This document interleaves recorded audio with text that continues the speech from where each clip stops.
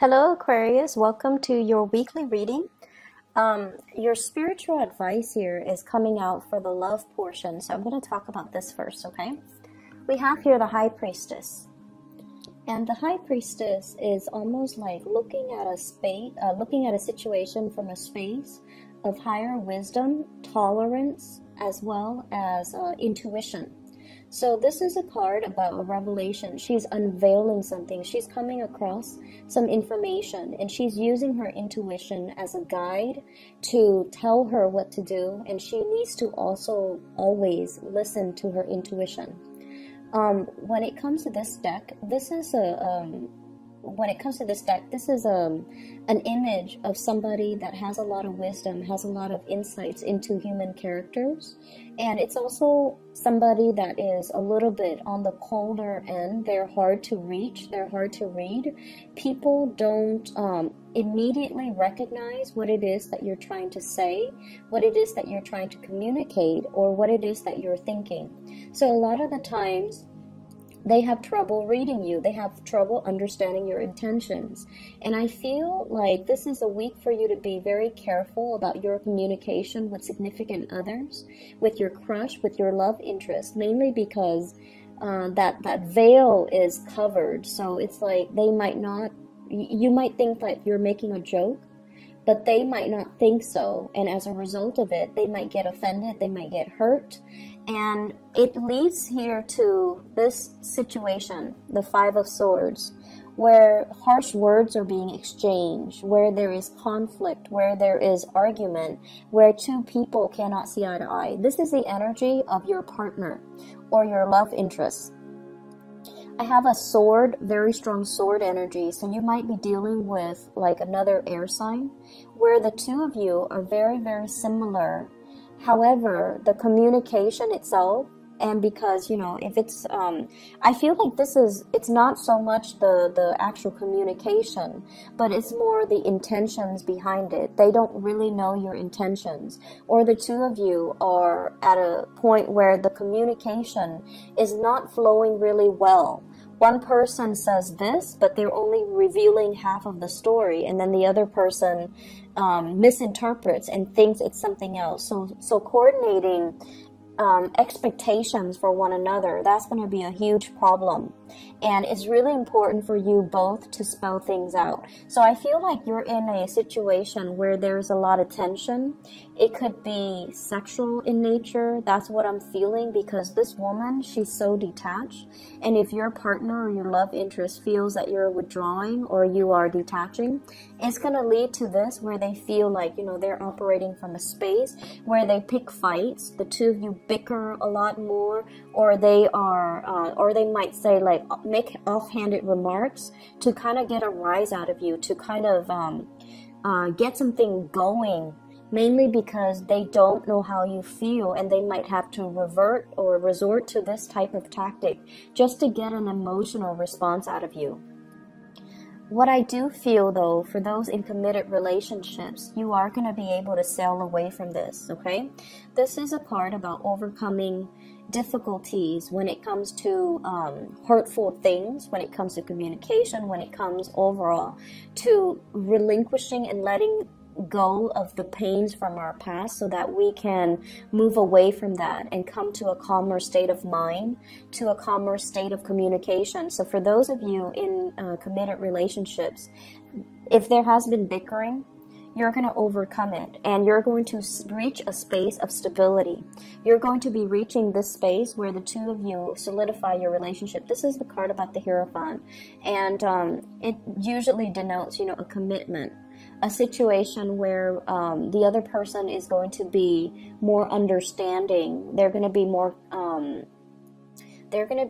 stable. They're going to be a lot more dependable. Okay, so this is a card of Taurus. For those of you dealing with Taurian energy, they're going to be there for you. And I feel it's as if these two cards, major arcana cards, you might be dealing, I'm getting a very strong Virgo, a very strong Pisces, as well as Taurian energy here with both of these cards. And so you're dealing with those signs. I do feel like, you know, this is a really good match here. the High Priestess and the Hierophant, you and your partner have a lot of things going on. So if you're like this, you have many, many people at your door. You have a lot of projects that you're working on. And this person, they might be very intelligent. They are handling, you know, like really important, I feel like the word I'm getting is classified information, classified documents. Okay, this is also a card of a student, somebody who's in school, somebody who's learning, somebody who's also a teacher, and somebody who is coaching, teaching, mentoring. So the two of you, I feel, is you're both advancing and you both are learning. But because both of these cards show up and the vibe is so similar, I feel like you're dealing with somebody who is incredibly, incredibly stubborn. Okay, they might not be a fixed sign like the Leos, Taurus, another Aquarius, or what's the last, the Scorpio people. However, one person wants to be the teacher and the other, and expects the other person to learn. So it could be them wanting to, you know, play the role of a teacher. And so I feel like if there has been a lot of conflict, it's because of ego clashes. And you know, you are a very independent sign. You're very independent when it comes to your ideas. You don't like other people to impose their ideas on you or their ideologies on you. And so you might be butting heads with them. And so this is the week where I see your energy kind of softening up, where you're unveiling yourself. You're being a lot more receptive to the way that this person shows love and shows affection. And I feel like a lot of it, the catalyst that allows the two of you to do that is the Ace of Swords. This is truth, communication, revealing how you really feel and allowing the other person to kind of be themselves. If they feel like they want to, you know, be the teacher in the relationship, if they feel like they have a lot of insights, a lot of things that they can offer you, maybe there is some truth to that. So maybe, you know, letting them talk, maybe just letting them be, maybe giving them space, and maybe just having that breakthrough in communication so that the two of you can share. And really, I see a major thing here about you needing to communicate from the heart, needing to as well not be so harsh with communication, so toning it down a little bit. And they're saying baby talk, and I know that sounds so weird for an Aquarius, I can't even imagine, but they're saying like baby talk, okay, with the sword energy. I feel as if it's saying here, you know, really pick your battles. If it's not worth it, don't fight over it, because you guys can get really bogged down when it comes to, like, you know, if there are disagreements in certain ideas, you want to get to the bottom of it. You want to resolve discrepancies. You want the other person to come to your way of doing things or believing in certain ideas. And if the other person is really stubborn, the more, you know, you push, the more they resist. And so I feel like you've finally met your match. And so the only way for this to work is if you openly, honestly communicate your needs, communicate your expectations. And I feel like the other person, they're so dependable. This Hierophant here, they're very dependable. So they're going to, you know, do whatever it takes to make you happy. Singles and dating, this is a really good card overall, where you're going to be communicating with your crush or somebody that I feel like you might initially find them kind of boring. Initially, okay? You might find them initially kind of boring, and they might rub you the wrong way at first because they're kind of abrasive. And then gradually you get to know them, and you get to see this really patient, enduring side of them that loves to read, that loves to have their alone time. They're quite independent, and they're just a pillar of strength and stability and morality as well. So whatever you thought was really annoying about them, you might, you know, find them quite endearing and quite attractive, and you might be really, really drawn to them. And I think a lot of it is happening because of really great communication between the two of you. So if there has been tension, I feel like it's de-escalating and it's leading to some major communication breakthrough. So there's going to be a lot of talks with relationship partner, crushes, etc. for this week. Really take the time to kind of open yourself up, because if it's just mental energy, that doesn't really lead to anything. So make sure, you speak from the heart chakra to talk about your dreams, your wishes, your desires, your expectation for the other person, what it is that you really want out of a partner, okay? The other areas of your life, first of all, I have here the Two of Pentacles. This is one of the first cards that jumped out. So the Two of Pentacles, this is like making decisions, weighing the pros and the cons of the decision. And I feel for many of you, you're doing this on the job, okay? Should I waste my time with this client? Is it going to be like a sure thing? Or should I, just cut my losses and work on another account? Should I reject this offer, or should I, take up this offer? So I feel as if many of you are at a job where you are the one that gets to decide, and whatever you decide on is almost like very, very big, and it could affect somebody's livelihood. So you're making really, really difficult decisions. And a lot of the times, Aquarius, you see things in a very black or white type of a way. If it's wrong, it's wrong. If it's right, it's right. And that's the nature of fixed signs. They have very, very strong likes and dislikes, and they have very strong opinions. And I feel like this is the week where early on in the week, you might feel like, oh, this situation is kind of fishy. Let me go and, interrogate the other person. Let me get to the bottom of it.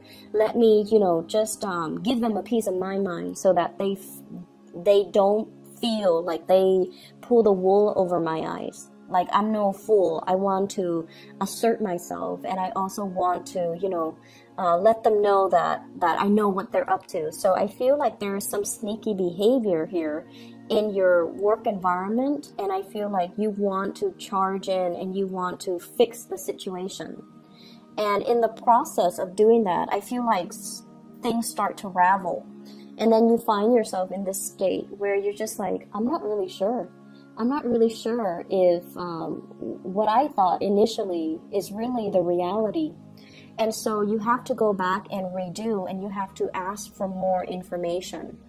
You have to elicit more concrete details from somebody. You have to come in and ask for more, like, tell me exactly what happened and give me more details.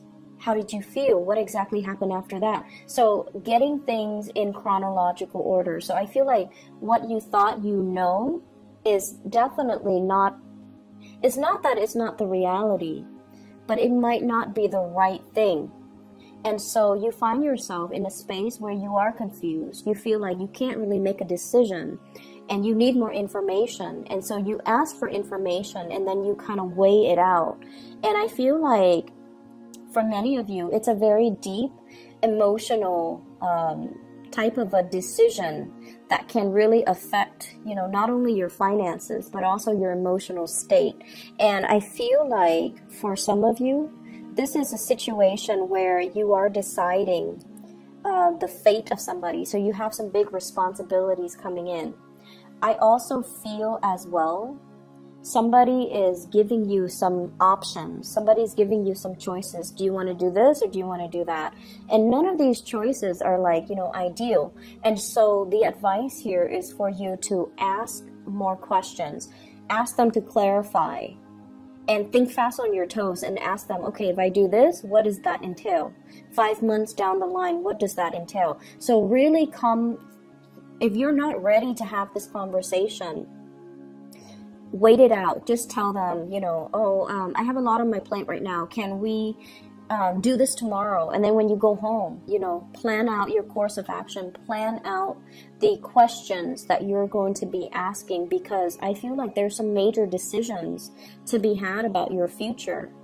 and or somebody else's future, and it's big decisions, and it needs to be, you know, weighed out very, very thoroughly and very carefully. And so because it seems like, you know, if you're seeing things like in a very binary way, like yes or no, right or wrong, black or white, do I like it or don't I like it, it's not going to be enough. There are a lot of nuances here, and you have to be very careful about how you handle it.